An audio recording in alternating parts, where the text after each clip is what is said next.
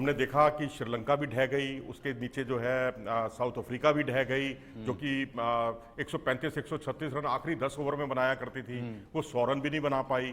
तो मुझे लगता है दबाव तो जरूर रहेगा उनके बल्लेबाजों पर निश्चित तौर पर। और वहीं मैं देख रहा था कि जिस तरह भारतीय पूरी पारी अगर आप देखें, कट शॉट्स बहुत कम थे, क्योंकि कट शॉट उनकी जो स्ट्रेटजी रहती है, जिस तरह से स्विंग होती है सऊदी की गेंदें, फर्गुसन जो है उछाल लाते हैं, और बोल्ट की गेंदें जो अंदर की तरफ आती हैं, उसमें कम से कम भारतीय बल्लेबाज जो कट शॉट खेलने के प्रयास में फंसते थे, उन्होंने अब कट शॉट की से तिलांजलि दे दी है उसको उस तरह के शॉट्स अब वो खेलते ही नहीं है, बहुत ना के बराबर। हाँ, लेग साइड पर ज़रूर वो आपको फ्लिक शॉट भी मिलेंगे, पुल शॉट भी खूब मिलेंगे, जैसे आज शॉर्ट आर्म पुल और पुल शॉट्स की भरमार लगा दी, एक तरह से झड़ी लगा दी शुभमन गिल ने।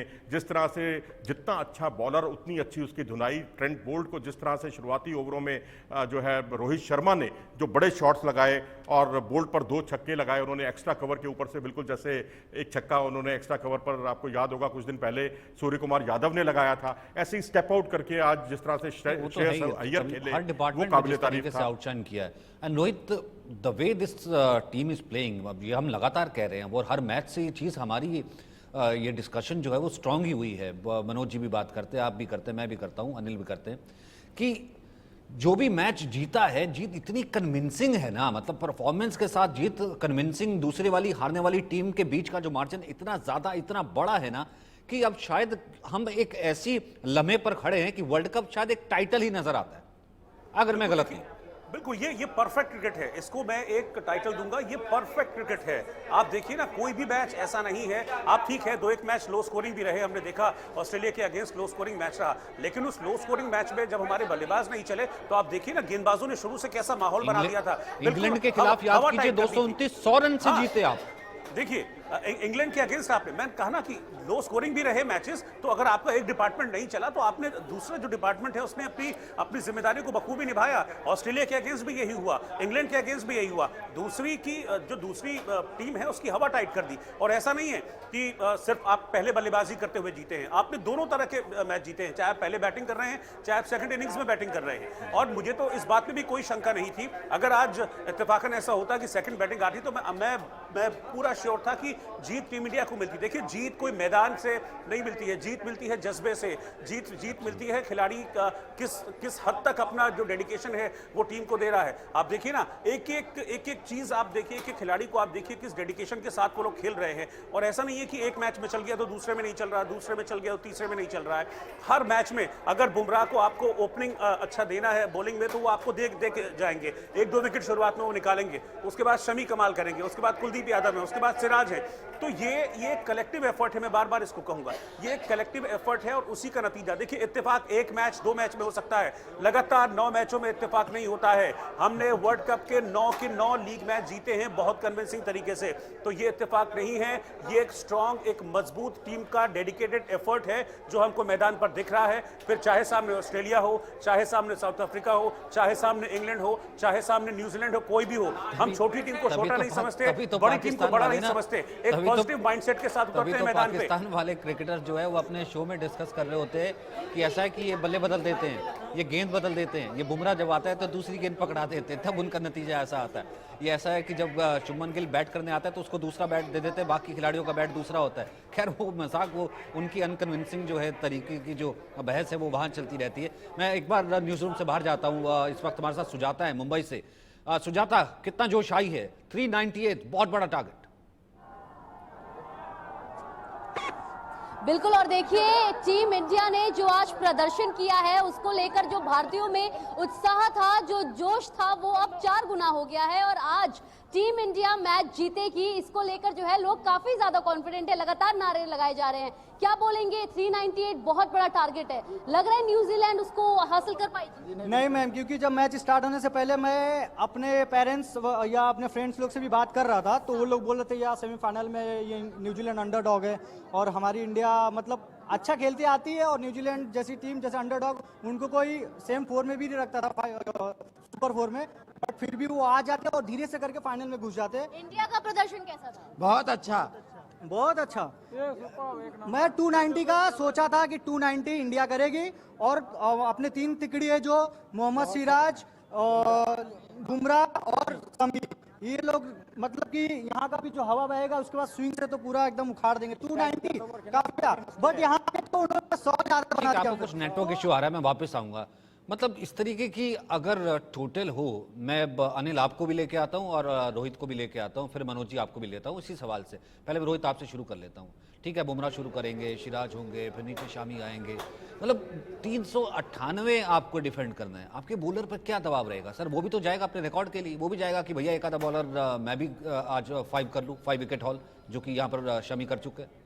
रोहित बिल्कुल, देखिए जाहिर सी बात है ये कोशिश रहेगी, इसमें कोई डाउट नहीं है। और ये कोशिश नहीं है, ये तो पॉजिटिव माइंडसेट है उनका। उनको पता है कि मुझे उतरते ही आक्रमण करना है सामने वाली टीम के ऊपर। आप देखिए ना, आप बुमराह को पहली बॉल से नोटिस कीजिए, उनकी जो पहली बॉल होती है वो बिल्कुल एक्यूरेट टू द पॉइंट रहती है। और उसके बाद लगातार बुमराह, चाहे उनके 10 ओवर में एक एक बॉल को आप देखेंगे तो आपको मैक्सिमम बॉल्स जो हैं वो एक्यूरेसी के साथ देखेंगे, उसी लाइन लेंथ पे वो बॉलिंग करते हैं। तो यानी कि माइंडसेट यही रहता है कि मुझे टीम, अब उनके मन में ये नहीं चल रहा होगा कि 398 का स्कोर है तो हम बहुत रिलैक्सली हो जाएं। अभी जो भारतीय जो गेंदबाज हैं, जो भारतीय थिंक टैंक है, उनके दिमाग में मैं 100% आपको बता रहा हूं यही चल रहा है कि हमको जल्दी से जल्दी न्यूजीलैंड को समेटना है। हमारा बड़ा स्कोर है, हमारा सेफ स्कोर है, वो ठीक है, लेकिन हमको अपने अपने जो रिकॉर्ड्स है उसको बेहतर भी करना है। हमको न्यूजीलैंड को जल्दी समेटना है, ये चल रहा होगा दिमाग में। यही बुमराह के दिमाग में होगा, यही शमी के दिमाग में होगा, यही सिराज के दिमाग में होगा।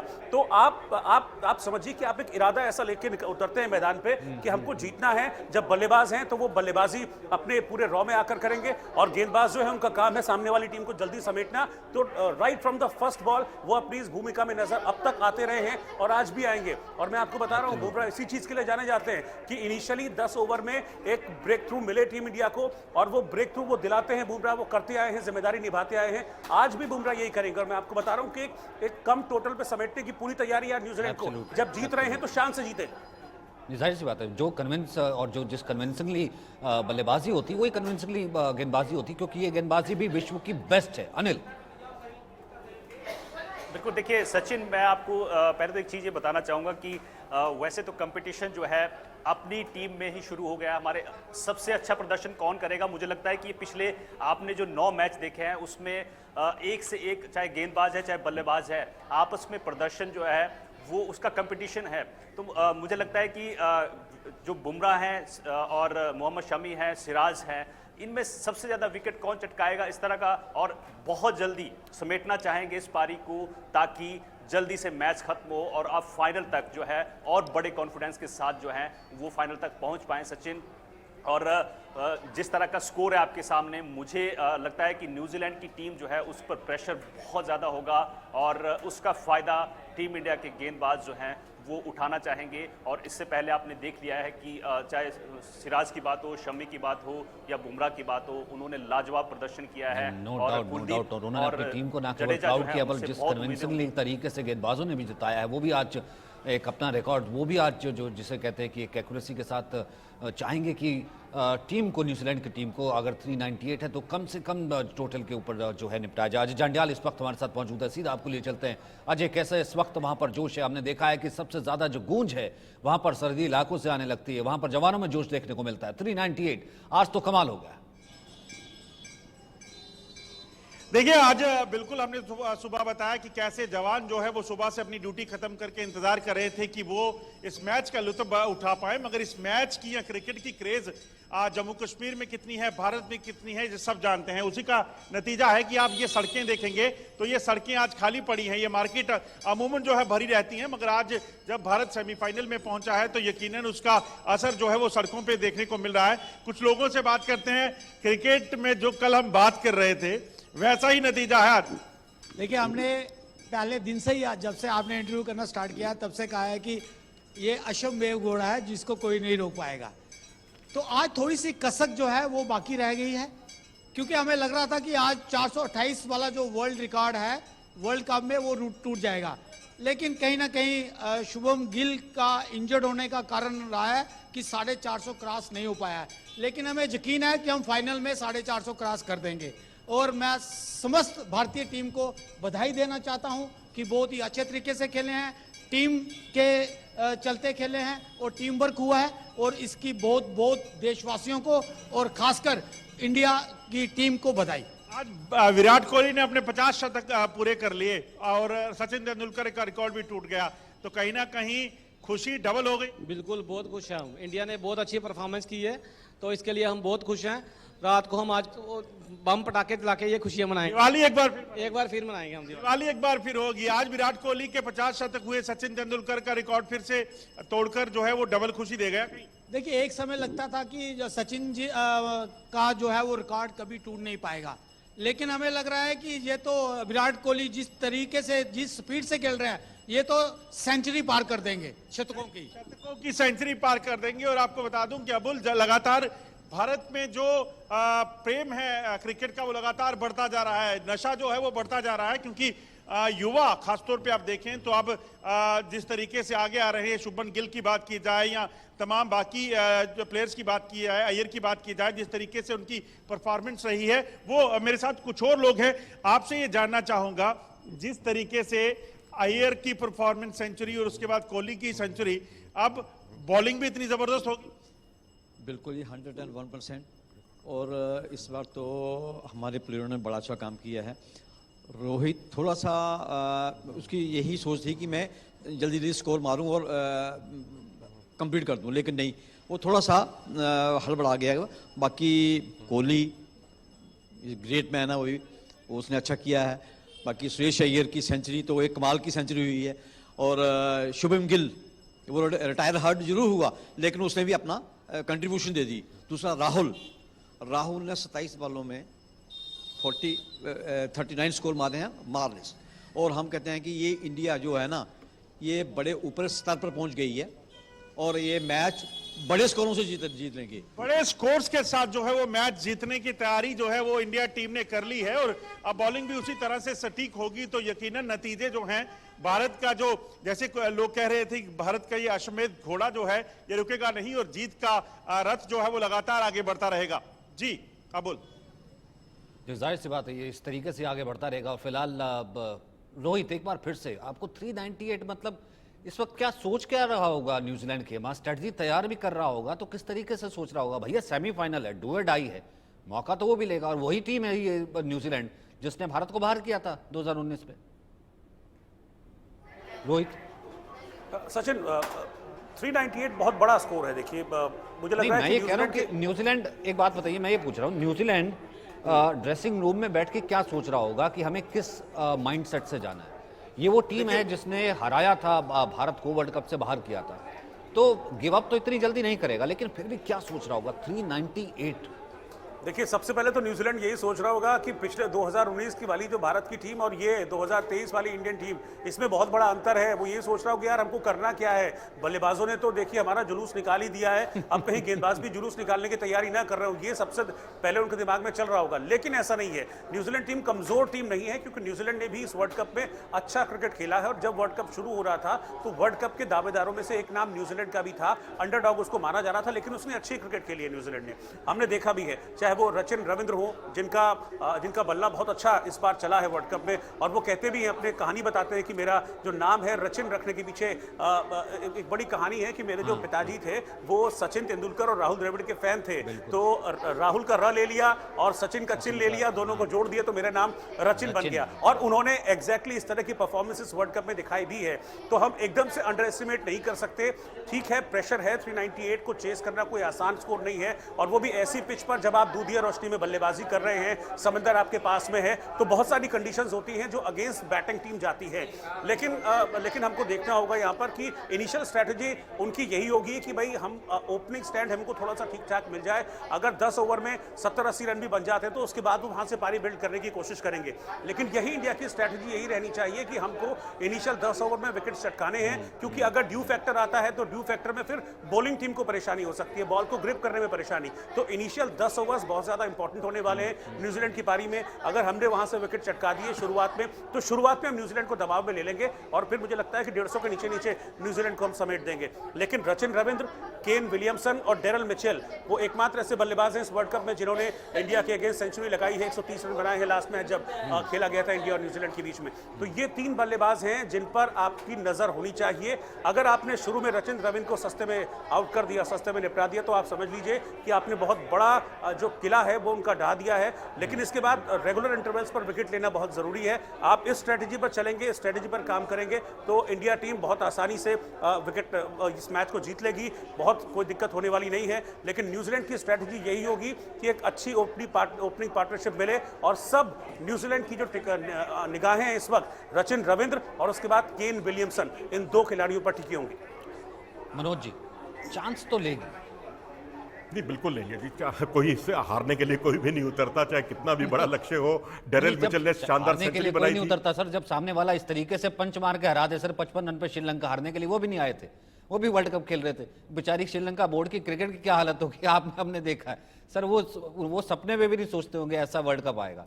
तो देखिए, खैर फिर भी मैं कहूंगा सचिन की उनकी जैसे अभी रोहित ने कहा, रचिन का नाम लिया, केन विलियमसन, बिल्कुल दोनों को अगर आउट आपने किया तो मैं समझता हूं प्रेशर जो है डेरिल मिचेल पर भी आ जाएगा, जिन्होंने शानदार सेंचुरी बनाई थी भारत के खिलाफ पिछले मुकाबले में। और हमारे जो फ्रंट लाइन स्पिनर थे हमारे कुलदीप यादव, वो बैकफुट पर आ गए थे क्योंकि 4 छक्के उन पर उन्होंने जड़े थे। तो टीम अपने आप में मुकम्मल है, स्ट्रांग है, लेकिन जो अरब सागर की जो हवाएं आएंगी वहां से, खासकर विजय मर्चेंट स्टैंड से और सुनील गावस्कर स्टैंड से, वानखेड़े स्टेडियम के, मैंने वहां बहुत मैचेस कवर किए हैं, लेकिन 2011 के बाद जो वहां रेनोवेशन हुआ वहां से इन 2 स्टैंड्स के ऊपर से बहुत तेज हवाएं आती हैं और उस वक्त जब फ्लड लाइट्स होती हैं शुरू, तो उसके तकरीबन 10, 12, 15 ओवर तक, यानी ये पावर प्ले मान लीजिए, यहां बहुत विकेट गिरते हैं। इसी जो 4 मुकाबले यहां पर इसी मैदान पर खेले गए हैं, वहां न्यूनतम विकेट जो है पावर प्ले में 3 गिरे हैं और 6 विकेट भी गिरे हैं श्रीलंका के। तो इससे आप अंदाजा लगा सकते हैं अगर शुरू में 3 विकेट भारत ने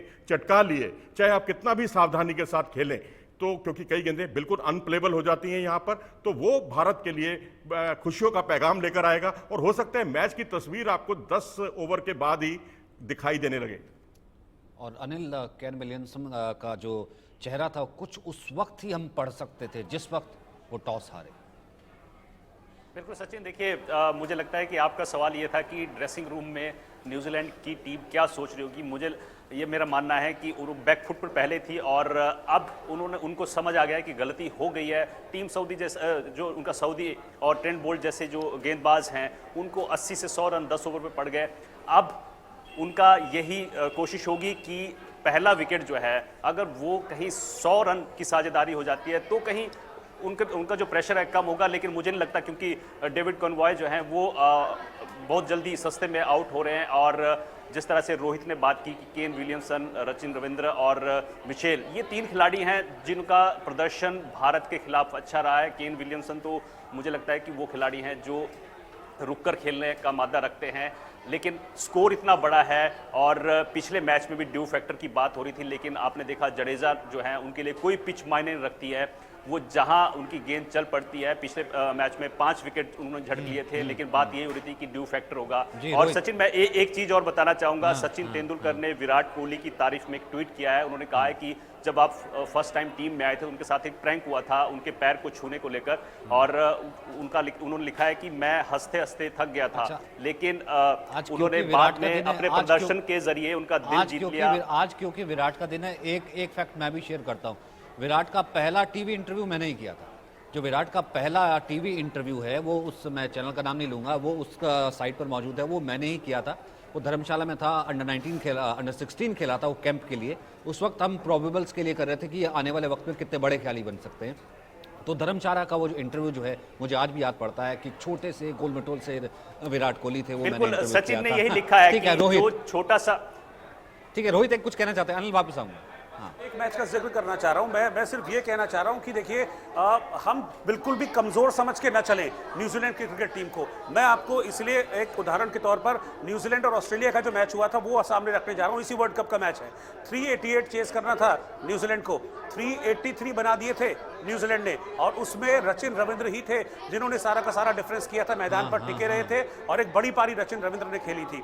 तो मैं बिल्कुल ये कह रहा हूं कि आपको to the very first ball इस माइंडसेट के साथ करना है कि नहीं, ये नहीं सोचना है कि हमारा 397 हमारे बोर्ड पर टंगे हैं तो हम बिल्कुल सेफ हैं। आज के टाइम में कोई स्कोर सेफ नहीं है। साउथ अफ्रीका ऑस्ट्रेलिया को मैच आपको याद होगा 434 बनाने के बावजूद हार गई थी। तो ये आपको मान के नहीं चलना है सेफ है। अगर न्यूजीलैंड के बल्लेबाज ओपनिंग जोड़ी जम जाती है, 100 रन की पार्टनरशिप कर लेती है, तो फिर मुश्किल हो सकती है, वहां से बिल्डअप कर सकते हैं। तो to the very first ball आपको इसी कोशिश को आपको रखना है कि हमको न्यूजीलैंड को 150 के अंदर समेटना है। इस माइंडसेट के साथ उतरिए, जैसी गेंदबाजी आप अब तक करते आए हैं वैसा ही बिल्कुल स्ट्राइक आप रखिए, आप इस मैच को आसानी से जीतेंगे। जैसा कि मनोज जी ने भी कहा कि शुरू के 10 ओवर में विकेट्स खूब मिलते हैं, विकेट्स आपने निकाल लिए 2-3 विकेट्स, तो आप 10 ओवर के बाद ही आप समझ लीजिए मैच का फैसला हो जाएगा, जैसा अगेंस्ट श्रीलंका इस मैदान पर हुआ था। ये जाहिर सी बात है, क्योंकि वो गेंदबाजों के ऊपर नजर ही नहीं आ रहा कि भैया सामने 398 बल्लेबाजों ने लगा दी, इसलिए हमें ईज है। ईज नहीं है, वो दे गो फॉर द किल, और इसी के लिए वो जाने जाते हैं। इस कारण से जो है वो परफॉर्मेंस निकल के आ रही है। एक बार मैं बाहर चलता हूँ लखनऊ से, निकिता इस वक्त हमारे साथ और महेंद्र भाई भी है। निकिता, कैसा उत्साह, कैसा जोश, और मैच में कितना अभी एक्साइटमेंट बाकी है? 398 फायर क्रैकर्स देख लिए दिवाली के बाद भी। बिल्कुल सचिन, आपको बताना चाहूंगी कि यहाँ पर दिवाली फिर से मनाने वाला माहौल जरूर है कि एक बार शानदार जो बैटिंग लाइनअप दिखा है टीम इंडिया की तरफ से सेमीफाइनल्स को लेकर के, क्योंकि वानखेड़े की जो पिच है वो हमेशा से बेहतरीन बताई जाती है और बल्लेबाजी जो पहले करता है टॉस जीत करके उसके रन्स निकलते हैं, और वही टीम इंडिया के जो बैट्समैन हैं उन्होंने करके दिखाया है। सभी ने आज अच्छा खेला है। शुभमन गिल हालांकि रिटायर्ड हर्ट हो गए थे, लेकिन उनके बाद जितने भी बैट्समैन आए सबने अच्छा किया, और कॉन्ग्रेचुलेशंस कहना चाहेंगे एक बार फिर से विराट कोहली को, जिन्होंने सचिन तेंदुलकर का रिकॉर्ड भी ब्रेक कर दिया है। तो अब कहीं ना कहीं प्रेशर जरूर है न्यूजीलैंड पर, क्योंकि अब उन्हें एक अच्छी स्ट्रैटेजी के साथ आना होगा, क्योंकि एक अच्छा खासा टारगेट है, 398 का टारगेट है। कुछ लोग लगातार बने हैं हमारे साथ, उनसे बात करेंगे। क्या नाम है आपका? वृद्धि। आप जर्सी में भी है टीम इंडिया की, क्या लगता है आज जिस तरीके से टीम इंडिया खेली है, सेमीफाइनल्स हमारे नाम होने वाला है या नहीं? 100%, नो डाउट। और क्या लगता है आपको जिस तरह से आज टीम इंडिया ने बैटिंग किया? रोहित ने हमें काफ़ी स्ट्रॉन्ग स्टार्ट दिया था। आई गेस जो भी हमारे आज रन्स बन पाए हैं रोहित की इतनी स्ट्रॉन्ग स्टार्ट की वजह से ही बने। Special thanks to Kohli and हमारे श्रेयस अय्यर जिन्होंने सेंचुरीज लगाई। इवन शुभमन, उनको इंजरी हुई but still he played a really good innings, so really thankful to them. अब क्या लगता है प्रेशर है न्यूजीलैंड पर? न्यूजीलैंड पे बहुत प्रेशर है, क्योंकि आपने जैसे प्रीवियस मैचेस में भी देखा इंडिया ने 100 के अंदर ही काफी टीम्स एक को बार महेंद्र का रुख कर लेता हूँ, मेरे और भी बहुत से साथी बने हुए। महेंद्र, आपके साथ भी जो लोग मौजूद हैं, एक बार उनसे भी तुरंत जो फैन से बात कराइए। बिल्कुल, देखिए इस वक्त मैं नोएडा के जीआरपी मॉल में मौजूद हूँ और यहाँ स्पेशल स्क्रीन के द्वारा जो न्यूजीलैंड और भारत का मैच है वो दिखा जा रहा है। उसके साथ ही साथ देखिए ढोल वाले हमारे साथ मौजूद, जब इंडियन बैट्समैन यानी कि विराट कोहली या शुभम गिल ने जब चौके छक्के मारे तो ये इसी तरह उसका हौसला बढ़ा रहे थे, और यही ढोल सुबह से बज रहा है। यहाँ पर हमारे साथ तमाम जो लोग हैं वो मौजूद है, उनसे बात करेंगे। आज की पारी देखकर कितना लगा कि भाई साहब जो इंडिया ने बैटिंग की, कॉन्फिडेंस इंडिया पे है, अभी भी कायम है, आज फिर जीतेंगे। आप बताइए कैसी लगी सर इंडियन बैटिंग? बहुत अच्छी लगी, आज इंडिया जीतेंगे जी। आप बताइए भैया कहाँ से आए? देखिए भैया, आज के मैच को लेकर पूरा कॉन्फिडेंट है, इंडिया जीत रही है और 19 तारीख को हम इंडिया वर्सेस ऑस्ट्रेलिया ही देख रहे हैं। आप बताइए। इंडिया जीतेगी, वर्ल्ड कप पे इंडिया लेके आएगी। विराट कोहली ने 50 में शतक लगाया है। आज जो विराट की पारी थी या तमाम जो बैट्समैन की पारी थी, एकदम धमाकेदार पारी थी, लग नहीं रहा था कि बैक टू बैक चौके छक्के। नहीं, शुरू से स्टार्टिंग से जो आए थे ना कप्तान, उन्होंने स्टार्टिंग से ही बढ़िया दिखाया परफॉर्मेंस। अच्छा, एक सवाल हमें भैया से ले लेते हैं। सुबह से आप ढोल बजा रहे हो, जब चौके लगते हैं आप ढोल बजाने लगते हो, कितनी खुशी होती है? बहुत खुशी होती है, बहुत ज्यादा। बहुत ज्यादा दोपहर को मैच शुरू हुआ, सुबह से ढोल बजाना चालू, मतलब ये फैंस की जो है शानदार एक्साइटमेंट देखने को मिल सकती है। एक बार फिर से मैं अजय जांडाल का भी रुख कर लेता हूँ, महेंद्र वापस आऊंगा और आपके साथ थोड़ी सी मैं माफी भी चाहूंगा कि अगर मैं बहुत ज्यादा वक्त नहीं दे पा रहा हूँ, क्योंकि सभी को जो है सभी के साथ सब एक्साइटेड है, क्रिकेट सभी देखते हैं, सबको मैं सबके रिएक्शंस देना चाहता हूँ, इस कारण से थोड़ा थोड़ा वक्त दे रहा हूँ। अजय, आपके साथ भी दोबारा से कुछ फैन जुड़ गए।